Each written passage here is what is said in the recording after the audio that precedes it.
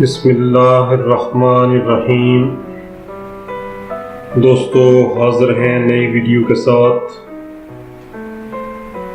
یہ ویڈیو آپ کے لیے لے کے آئے ہیں، اس میں حیرت انگیز انکشافات ہیں۔ خدا را اس ویڈیو کو ضرور سنیے گا۔ یہ ایک سچی کہانی ہے، ایک بگڑے ہوئے نوجوان کی آپ بیتی سنسنی خیز ہوش اڑانے والے انکشافات کے ساتھ۔ دوستو یہ جولائی 2007 کی بات ہے۔ لاہور کا ایک خوبرو نوجوان شہزاد ملک کے ایک مشہور و معروف قومی اخبار کا مطالعہ کر رہا تھا۔ اخبار کے ورق الٹتے ہوئے اچانک اس کی نظر کلاسیفائیڈ اشتہارات پر پڑی۔ پھر ان میں سے ایک اشتہار پر اس کی نگاہیں گڑ کر رہ گئیں۔ دوستیاں کیجیے، کامیاب بنیے۔ اشتہار میں بتایا گیا تھا کہ ہر نوجوان دیے گئے رابطہ نمبروں پر کال کر کے نئے دوست تلاش کر سکتا ہے، جو لڑکے بھی ہو سکتے ہیں اور لڑکیاں بھی۔ یہ نئے تعلقات اس کی زندگی میں نئی جان ڈال دیں گے۔ شہزاد ان دنوں ویسے بھی فارغ تھا، اس کی زندگی بے مزہ گزر رہی تھی۔ ایسے اشتہارات اس نے پہلے بھی دیکھے تھے، مگر اب اس نے پہلی بار انہیں آزمانے کا ارادہ کیا۔ اس نے اشتہار میں دیے گئے نمبروں پر رابطہ کیا۔ اس رابطے کے نتیجے میں اسے کئی لڑکوں اور لڑکیوں کا تعارف کرایا گیا۔ ان کے فون نمبرز دیے گئے۔ شہزاد نے ان میں سے ایک لڑکی روحی کو دوستی کے لیے منتخب کیا اور اس کے نمبر پر کال کی۔ دونوں میں ہیلو ہائی ہوئی، پھر باقاعدہ ملاقات کے لیے جگہ کا تعین ہوا۔ لڑکی نے خود بتایا کہ وہ لاہور کے فلاں جوس سینٹر میں مل سکتی ہے۔ شہزاد وہاں پہنچ گیا۔ اس طرح روحی سے اس کی پہلی ملاقات ہوئی۔ اس ملاقات نے اسے ایک نئی دنیا کی سیر کرائی، عیش و عیاشی کی دنیا، رنگ ریلیوں کی دنیا، جہاں شرم و حیا نامی کوئی شے نہیں ہوتی۔ روحی نے اس دنیا میں داخلے کا دروازہ تھی۔ آگے لڑکیوں کی ایک لمبی قطار تھی۔ شہزاد کی دوستیاں بڑھتی چلی گئیں۔ اسے ہوش تب آیا جب اسے جسم میں شدید توڑ پھوڑ کا احساس ہوا۔ دوستو اس نے ڈاکٹروں سے معائنہ کروایا تو پتہ چلا کہ وہ ایڈز کا مریض بن چکا ہے۔ شہزاد کے پاس اتنی رقم نہیں تھی کہ وہ اپنا علاج کراتا۔ تب انہیں گروہ کے سرکردہ افراد نے علاج کی پیشکش کی، مگر شرط یہ تھی کہ وہ ان کے گروہ کے لیے کام کرے۔ شہزاد کو موت سامنے نظر آ رہی تھی۔ وہ ہر خطرناک سے خطرناک اور ناجائز سے ناجائز کام کے لیے تیار ہو گیا۔ ویسے بھی حلال اور حرام کا فرق تو وہ کب قبول چکا تھا۔ گروہ کے منتظمین خود 7 پردوں میں تھے۔ وہ شہزاد کو اپنی لڑکیوں کے ذریعے مختلف کام بتاتے تھے۔ یہ کام عجیب و غریب تھے۔ شہزاد ایک پڑھا لکھا اور ذہین نوجوان تھا۔ جلد ہی وہ گروہ کے کاموں کو خاصی حد تک سمجھ گیا۔ گروہ کے منصوبے آہستہ آہستہ اس پر عیاں ہونے لگے۔ یہ منصوبے بے حد خوفناک تھے۔ یہ گروہ ملک میں ایڈز کا وائرس پھیلا رہا تھا، ہیپاٹائٹس سی کی بیماری کو فروغ دے رہا تھا۔ ہزاروں افراد اس کا نشانہ بن چکے تھے۔ آزاد خیال نوجوان، ہسپتالوں کے مریض اور جیلوں کے قیدی اس کا خاص ہدف تھے۔ آزاد خیال نوجوانوں کو دوستی کے اشتہارات کے ذریعے پھنسایا جاتا تھا۔ یہ اشتہارات میڈیا میں مختلف عنوانات سے آ رہے تھے۔ ان کے ذریعے نوجوانوں کا تعلق جن لڑکیوں سے ہوتا تھا وہ ایڈز اور دوسری مہلک بیماریوں میں مبتلا تھیں۔ ان سراپائے بیمار عورتوں کو مختلف NGO سے اکٹھا کیا گیا تھا۔ ان عورتوں کی بیماری اس درجے کی تھی کہ ان کے ساتھ اختلاط سے بھی انسان ایڈز میں مبتلا ہو سکتا تھا، مگر گروہ کے لوگ اس پر اکتفا نہیں کرتے تھے۔ ان کا انتظام اتنا پختہ تھا کہ لڑکی سے پہلی ملاقات کے وقت نوجوان جو مشروب، جوس، کولڈ ڈرنک یا شراب پیتا تھا، اس میں پہلے سے خطرناک جراثیم ملا دیے جاتے تھے۔ ایڈز کی کئی مریضائیں معقول علاج، بہتر معاوضے اور عیش و عشرت کی چند گھڑیوں کے عوض اس گروہ کے لیے یہ کام کرتی تھی، جبکہ بہت سی عورتیں مجبور ہو کر یہ کام کر رہی تھیں کیونکہ ان کے بچے اس گروہ کے قبضے میں تھے۔ ان سے وعدہ کیا گیا تھا کہ اگر وہ احکام کی تعمیل کرتی رہیں، ایڈز پھیلاتی رہیں، تو ان کے بچوں کو اعلیٰ تعلیم دلوا کر ان کا مستقبل شاندار بنا دیا جائے گا۔ ان بے فکر نوجوانوں کے علاوہ ہسپتالوں، پاگل خانوں اور جیل خانوں کے مریض ان کا دوسرا ہدف تھے۔ یہ گروہ پاکستان کے طول و عرض میں ایسے لاکھوں سرنجیں پھیلا رہا تھا جو ایڈز یا ہیپاٹائٹس سی کے مریضوں کے خون سے آلودہ ہوتی تھی۔ کئی بڑے ہسپتالوں میں اس گروہ کے ایجنٹ موجود تھے۔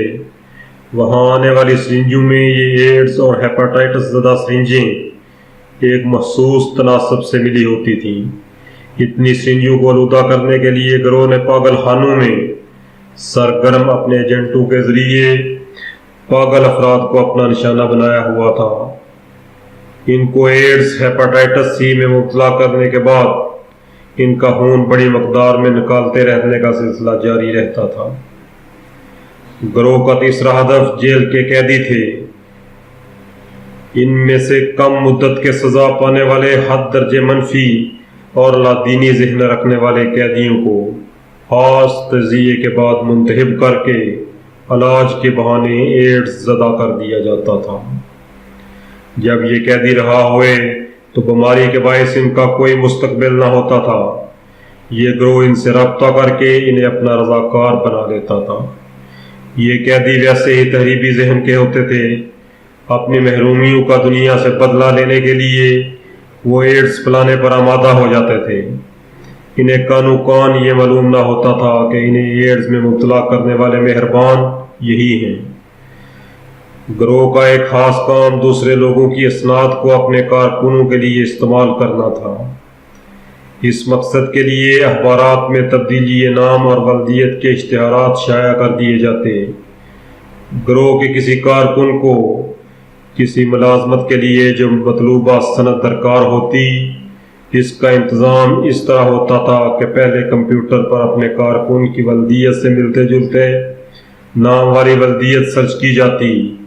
مثلاً ظفر والجمیل کو کہیں بھرتی کرانا ہوتا تو نیٹ سے جمیل نام کی والدیت رکھنے والے افراد کی فہرست حاصل کر لی جاتی۔ پھر ظفر کا تبدیلی نام کا اشتہار شائع کر کے تبدیل کر دیا جاتا۔ اس طریقے سے گروہ کے ان گنت افراد کو ڈپلیکیٹ اسناد دلوا کر پولیس، خفیہ ایجنسیوں اور فوج میں بھرتی کیا جا رہا تھا۔ جیل خانوں، ہسپتالوں اور پاگل خانوں میں بھی ان کی خاصی تعداد پہنچا دی گئی تھی۔ گروہ کی آمدنی کے کئی ذرائع تھے۔ شہزاد کو اتنا معلوم ہو سکا کہ بڑی گرانٹ اسے باہر سے ملتی ہے۔ دیگر ذرائع خفیہ تھے، البتہ ایک ذریعہ آمدن بہت واضح تھا، وہ ایڈز اور دوسری مہلک امراض کی ادویات کی تجارت کا۔ ایک طرف تو خود یہ گروہ ان امراض کو پھیلا رہا تھا، دوسری طرف ان کی ادویات منہ مانگے داموں فروخت کر کے بے تحاشا دولت کما رہا تھا۔ ایک مدت تک شہزاد بھی اپنے دین اور ایمان بھول کر اس گروہ کے لیے کام کرتا رہا، جہاں تک کہ وہ ان کے قابل اعتماد کارکنوں میں شامل ہو گیا۔ تب ایک دن گروہ کے سرکردہ افراد نے اسے طلب کیا اور حیرت انگیز حد تک پرکشش مراعات کی پیشکش کی، مگر ساتھ ہی ایک غیر متوقع مطالبہ بھی کیا، تم قادیانی بن جاؤ، مرزا غلام احمد قادیانی کو آخری نبی مان لو۔ شہزاد ہکا بکا رہ گیا۔ آج اسے معلوم ہوا کہ یہ گروہ قادیانی ہے۔ اس نے سوچنے کی مہلت طلب کی اور اس کے بعد مزید کھوج میں لگ گیا۔ اس جستجو میں گروہ کی ایک پرانی کارکن روبینہ نے اس کی مدد کی۔ روبینہ نے جو انکشافات کیے وہ شہزاد کے لیے کسی ایٹمی دھماکے سے کم نہیں تھے۔ اس نے بتایا بلا شبہ قادیانی گروہ ہے مگر اکیلا نہیں، یہ ایک بیرونی خفیہ ایجنسی کی سرپرستی میں کام کر رہا ہے۔ یہ کام ایک وسیع جنگ کے تناظر میں ہو رہا ہے، اسے ہم حیاتیاتی جنگ کہہ سکتے ہیں۔ دوستو، شہزاد کی یہ سچی کہانی پڑھ کر میں لرز گیا۔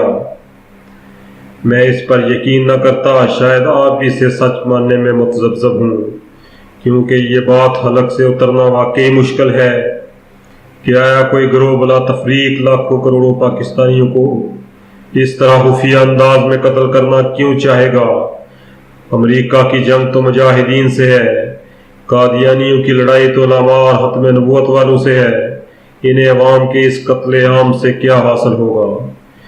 شہزاد کی کہانی میں اس کا جواب نہیں ملتا، مگر اس کا جواب خود یورپی میڈیا پر آنے والی رپورٹوں سے مل سکتا ہے۔ ان رپورٹوں کے مطابق اس وقت یورپ اور امریکہ میں انسانی آبادی تیزی سے سمٹنے کا خطرہ واضح طور پر محسوس ہو رہا ہے۔ وہاں کے فری سیکس معاشرے میں اب کوئی عورت ماں بننا نہیں چاہتی، نہ کوئی مرد باپ۔ تقریباً ہر فرد کا یہ ذہن بن چکا ہے جب جنسی تسکین کے لینے اتنے آزاد راستے موجود ہیں تو شادی کا بندھن اور بچوں کا جھنجھٹ سر کیوں لیں؟ اس بظاہر پرفریب خیال کے پیچھے اجتماعی خودکشی کا طوفان چلا آ رہا ہے۔ جس قوم کے اکثر لوگ بچے پیدا نہ کرنا چاہتے ہوں، وہاں شرائع پیدائش کیوں کم نہ ہوگی؟ چنانچہ وہاں اب آبادی تیزی سے سمٹنے لگی ہے۔ سابق امریکی صدارتی امیدوار پیٹرک جے بچاچن نے واضح طور پر لکھا ہے 2050 تک یورپ سے 10 کروڑ افراد صرف اس لیے کم ہو جائیں گے کہ متبادل نئی نسل پیدا نہیں ہوگی۔ اس نے لکھا ہے کہ 2050 تک جرمنی کی آبادی 8 کروڑ سے گھٹ کر 5 کروڑ 90 لاکھ رہ جائے گی۔ اٹلی کی آبادی 5 کروڑ سے کم ہو کر صرف 4 کروڑ رہ جائے گی۔ اسپین کی آبادی میں 25% کمی ہو جائے گی۔ یہ وہ